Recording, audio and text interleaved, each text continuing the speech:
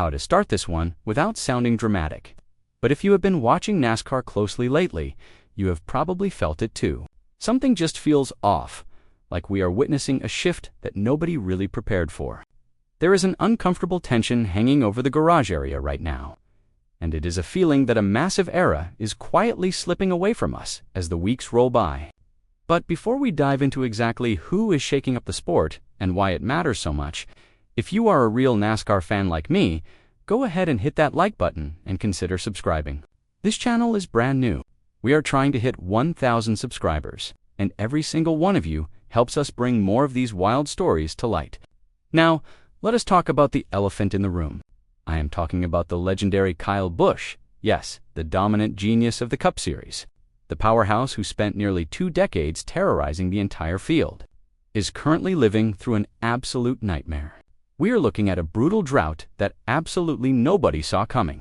Kyle Busch is officially staring down the barrel of 100 races without a single victory. Let that sink in for a second. 100 races.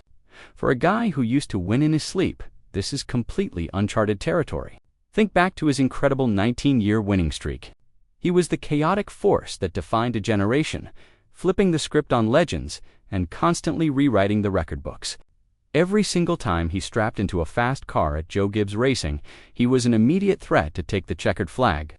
To truly understand the gravity of this situation, you have to look at the raw numbers that built his untouchable legacy. For nearly 2 decades, he was the gold standard of consistency and aggression. We are talking about a driver who routinely racked up multiple victories every single year. A guy who made winning look like a mundane weekend chore. He was the unstoppable force that kept crew chiefs awake at night, desperately trying to find a setup that could even come close to matching his sheer speed. His ability to extract every single ounce of performance from a stock car was unparalleled. Fans either loved him with absolute passion or loved to hate him. But absolutely nobody could deny his transcendent talent behind the wheel. That makes this current slump feel like we have slipped into some bizarre alternate reality. Watching him battle just to stay inside the top 20 feels entirely unnatural. A jarring contrast to the dominant powerhouse we grew accustomed to seeing. But now, he is sitting 24th in the standings, completely struggled to find any momentum at all. The pressure is mounting, and the dark reality of his situation at Richard Childress Racing is becoming impossible to ignore anymore. His highly publicized move to RCR was supposed to be a massive revitalization, a chance to prove all the doubters wrong after his dramatic exit from his former team. Remember that brilliant early win at Auto Club Speedway? It felt like the old magic was finally back. But since then, the well has run completely dry, leaving fans bewildered.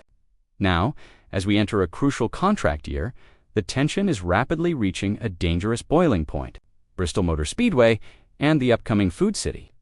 500 might honestly be his last true hope to turn this sinking ship around before the silly season madness completely consumes him. If he cannot get it done on the concrete, where he has historically been so dominant, we have to start asking some very uncomfortable questions about his future in the sport.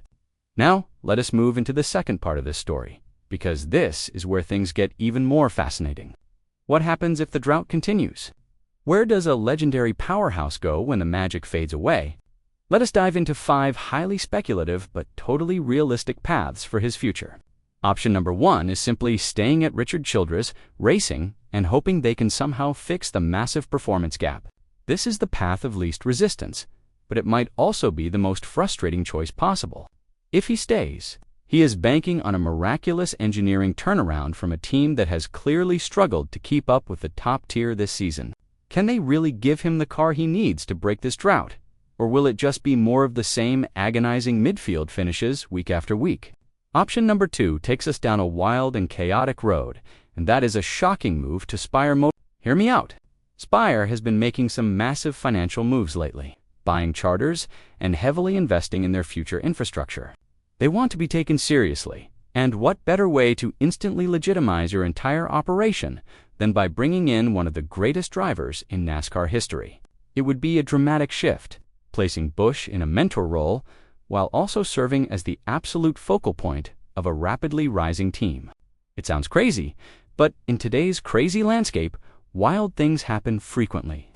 Option number 3 is the ultimate fantasy scenario, and that is a stunning return to Hendrick Motorsports. We all know his complicated history there, and we all know exactly how it ended. But time heals wounds, and Hendrick is the ultimate powerhouse. Imagine Kyle Busch stepping back into top-tier equipment, surrounded by the absolute best minds in the garage.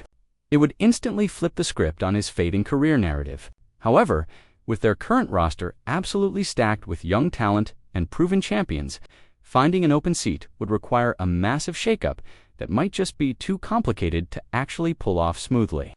Option number 4 involves looking at the ambitious disruptors of the sport, specifically places like Trackhouse Racing or Legacy Motor Club. Both of these modern organizations are desperate to firmly establish themselves as perennial championship contenders. Trackhouse absolutely loves a bold, chaotic splash, and bringing in Busch would be the ultimate statement to the industry. Meanwhile, Legacy Motor Club is aggressively trying to rebuild its competitive identity, and having a veteran genius behind the wheel could accelerate their development tenfold. Either of these bold moves would offer him a much-needed fresh start in an environment that is hungry, aggressive, and perfectly suited to his fiercely unapologetic personality. Finally, we arrive at option number 5. And this is the one that really hurts to think about. What if he just decides he is done with the Cup Series altogether? What if the frustration of running 24th every week finally breaks his competitive spirit, and he chooses stepping away from Sunday racing completely? He could easily drop down to the Truck Series, taking full control of his own destiny and dominating in his own equipment. It would be a massive loss for the Cup Series, but for Busch, it might be the only way to find joy in racing again. Chasing trophies in the Truck Series could be the perfect sunset to a legendary career, away from the agonizing pressure of a 100-race winless drought. So, are we witnessing the beginning of the end, or is this simply the setup for one last glorious comeback? The silly season is going to be absolutely wild, and I need to know what you think. Drop your thoughts in the comments. Let us talk about it. Which of these 5 paths do you think he will actually take?